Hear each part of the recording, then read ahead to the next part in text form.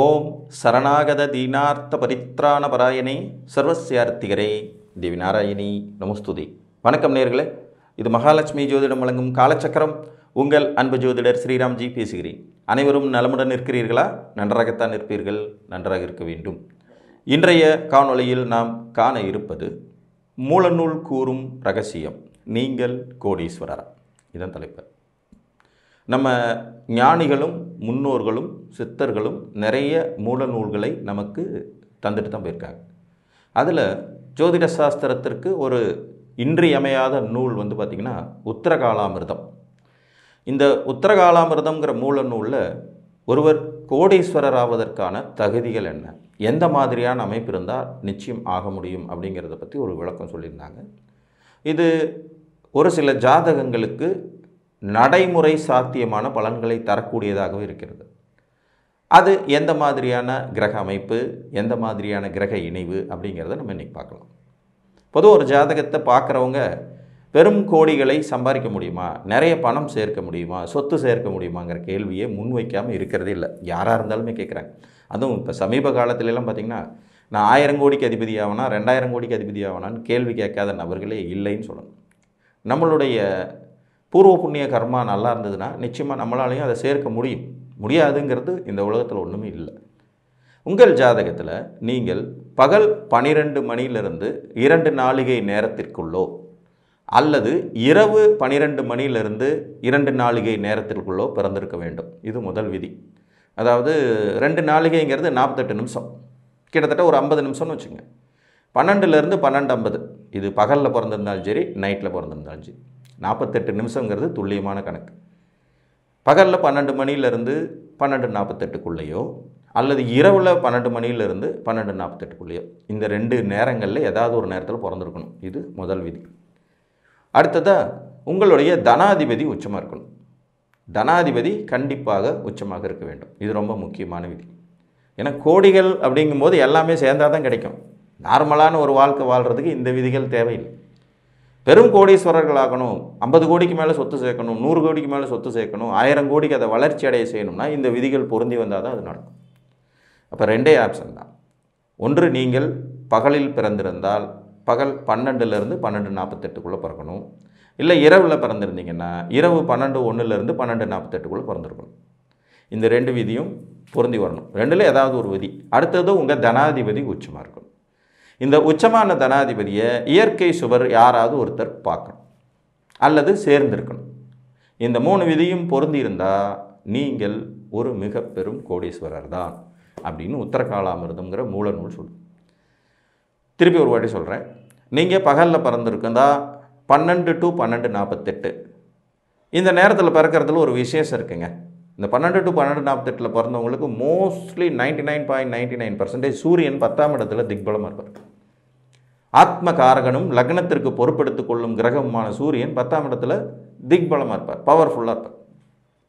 அதே மாதிரி இரவில் நீங்கள் 12:01லேருந்து 12:48 அப்படிங்கிற ஏஎம் நைட் டைமில் பிறந்தீங்கனாலும் சூரியன் உங்களுக்கு 4ஆம் இடத்துல இருந்து 10ஆம் இடத்தை பார்த்தபடி இருப்பார். அதிகாரம் மிக்க பதவியில் இருக்கக்கூடியவர்கள், பெரும் அதிகாரத்தில் இருக்கக்கூடியவங்க, இவங்களால தான் இந்த 1000 கோடி 100 கோடி 200 கோடியெல்லாம் சேர்க்க முடியும். அப்போ அதுக்கு சூரியனுடைய பங்களிப்பு ரொம்ப முக்கியம். அதனுடைய சூட்சமம் தான் இந்த டைமிங். ஒரு நாளில் பகலில் ஒரு 48 நிமிஷம் 2 நாழிகை, இரவில் ஒரு 48 நிமிஷம் 2 நாழிகை, ஆக மொத்தம் 4 நாழிகை நேரத்தில் பிறந்தவங்களுக்கு இந்த சாத்தியக்கூறுகள் அதிகம். அதில் அவர்களுடைய தனாதிபதி உச்சம் பெற்றிருக்க வேண்டியது அவசியம். இந்த உச்சம் பெற்ற தனாதிபதியை ஒரு இயற்கை சுவர் பார்க்கவோ இணையவோ நீங்கள் பல கோடிகளுக்கு அதிபதி தான். இப்போ ஒரு உதாரணம் பார்க்கலாம். ஒரு கும்பலக்கண ஜாதகம். இந்த கும்பலக்கணம் மத்தியானம் 12:15க்கு பிறந்திருக்கு. கும்பலக்கணம் மத்தியானம் 12:15க்கு பிறந்த ஜாதகம். இவங்களுக்கு சூரியன் விருச்சிகத்தில் 10ஆம் இடத்துல சம உச்ச வீட்டில் உட்காந்துட்ருக்கார். கும்பலக்கண ஜாதகம் மத்தியானம் 12:15க்கு பிறந்தது, விருச்சிகத்தில் சூரியன் இருக்கார். 2க்குடைய தனாதிபதி குரு 6ஆம் இடத்துல உச்சம். அவரே ஒரு இயற்கை சுவருங்கிறதுலே ஒரு பவர்ஃபுல்லான அமைப்பு வந்துடுது. 2க்குடைய தனாதிபதி 6ஆம் இடத்துல உச்ச பவரில் இருக்கார். இப்போ இவருக்கு வீடு கொடுத்த சந்திரன் உச்சம், பௌர்ணமியில் பிறந்திருக்கார் ஜாதகம், பூரண பௌர்ணமி. சூரியன் விருச்சிகத்தில் இருக்கிறதுனால கார்த்திகை நட்சத்திரத்தில் பிறந்த ஜாதகர். கும்பலக்கணம் 10ல் சூரியன், பகலில் 12 பிறந்தவர், தனாதிபதி உச்சம், வீடு கொடுத்த சந்திரனும் உச்சம். இவரை மகரத்தில் அமர்ந்தபடி சுக்கிரனும் பார்க்குறார். யாரை? குருவை. சூரியனுக்கு 3ஆம் இடத்துல சுக்கிரன். என்ன ஒரு அற்புதமான அமைப்பு பாருங்கள். கிட்டத்தட்ட இதுதான் நான் சொன்ன அந்த கோடீஸ்வர யோகம். புரியுதுங்களா? பகலில் பிறந்த லக்னம், 12 பிறந்திருக்காரு. சூரியன் 10ஆம் இடத்துல திக்பலம் மற்றும் சம உச்ச வீட்டில் இருக்கார். சந்திரன் அவருக்கு நேர் 7ஆம் இடத்துல இருக்காது. இவர் ஒரு பூர்ண பௌர்ணமி யோகத்தில் பிறந்த ஜாதகராகிறாரு. 10ஆம் இடம் 4ஆம் இடம் ரெண்டுமே பவர்ஃபுல்லாக இருக்குது. 4ஆம் இடத்துல சந்திரன் இருக்கும்போது இயற்கையாக அவருக்கு திக்பலம் கிடைக்கும். அவர் உச்ச சந்திரன், பௌர்ணமி சந்திரன் வேறு. 10ஆம் இடத்துல சூரியன் இருக்கும்போது அவருக்கு ஆட்டோமேட்டிக்காக திக்பலம் கிடைக்கும். இவருடைய வலிமை சம உச்ச வீடாக போயிடுது. 2 தனாதிபதி போய் 6ல் உச்சம் பெற்று சுக்கிரனால் பார்க்கப்படுறார். அற்புதமான ஒரு அமைப்பு. ஸோ இத்தனையும் சேர்ந்தால்தான் 1000 கோடிக்கு அதிபதியாக முடியும். சும்மா வருவாது. எதுவுமே நமக்கு பூர்வ புண்ணியம் அப்படிங்கிற அந்த கர்மா நல்ல நிலைமையில் இருந்தால் மட்டுமே சாத்தியப்படுங்கிற விதிகளை இதில் புரிஞ்சுக்கலாம். மூல நூல்களில் இந்த மாதிரி நிறைய விதிகள் சொல்லப்பட்டு. இன்னொரு உதாரணம் பார்க்கலாம். ஒரு துலா லக்ன ஜாதகம். துலா லக்னம், இவர் இரவில் பிறந்திருக்கார். இரவு 12:28. சரிங்களா? இரவு 12:28 துலா லக்ன ஜாதகம்.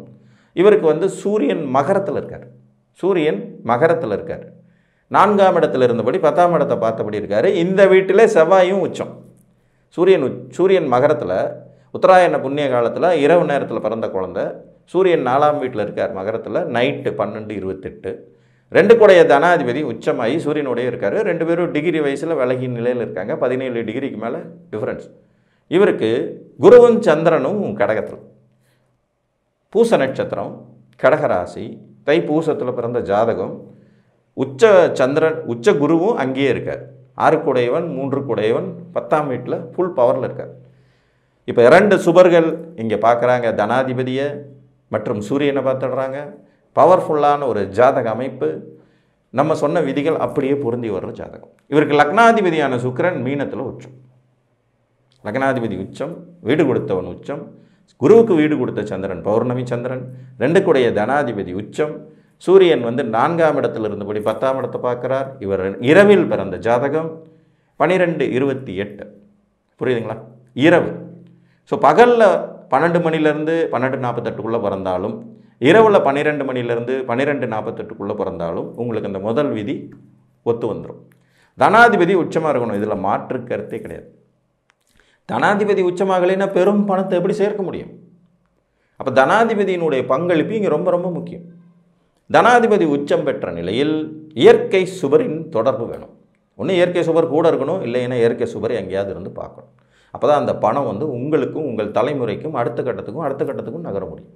ஸோ இந்த மூல விதி, உத்தரகாலாமிரதம்ங்கிற மூல நூலில் சொல்லப்பட்ட இந்த மூல விதி உங்கள் ஜாதகத்தில் இருக்கிறதா என்பதை பார்த்து அறிந்து கொள்ளுங்கள். இப்படி இருக்கிறவங்க அல்லது இப்படி இருக்கிற மாதிரி அமைப்பில் ஒரு குழந்தை பிறக்கிறவங்க கண்டிப்பாக அந்த குழந்தையின் வளர்ச்சியினால் பெரிய லெவலில் வருவாங்க. இதே மாதிரி அமைப்பு உள்ள வாழ்க்கை துணை அமைய பெற்றவர்கள் அந்த மாதிரியே வருவாங்க. இந்த மாதிரி அமைப்பு உள்ளவங்க தொழில்முறை கூட்டாளிகளாக இருக்கிறவங்களுக்கு அதன் மூலமாக வருமானம் லாபம் இருக்கும். இந்த மாதிரி அமைப்பு உள்ள ஜாதகர்கள் ஒரு பதவியிலையோ பெரிய இதுலேயோ இருந்தால் அவங்களோடு சேர்ந்து நீங்கள் ட்ராவல் பண்ணும்போது உங்களுக்கும் வளர்ச்சியும் முன்னேற்றமும் இருக்கும் என்று கூறி உங்களுக்கே இந்த யோகம் இருக்க அனைவரையும் பிரார்த்தித்துக் கொள்கிறேன் என்று கூறி மீண்டும் ஒரு காணொளியில் உங்களை சந்திக்கும் வரை உங்களிடமிருந்து அன்புடன் விடைபெற்றுக் கொள்வது உங்கள் அன்பு ஜோதிடர் ஸ்ரீராம்ஜி. நன்றி, வணக்கம்.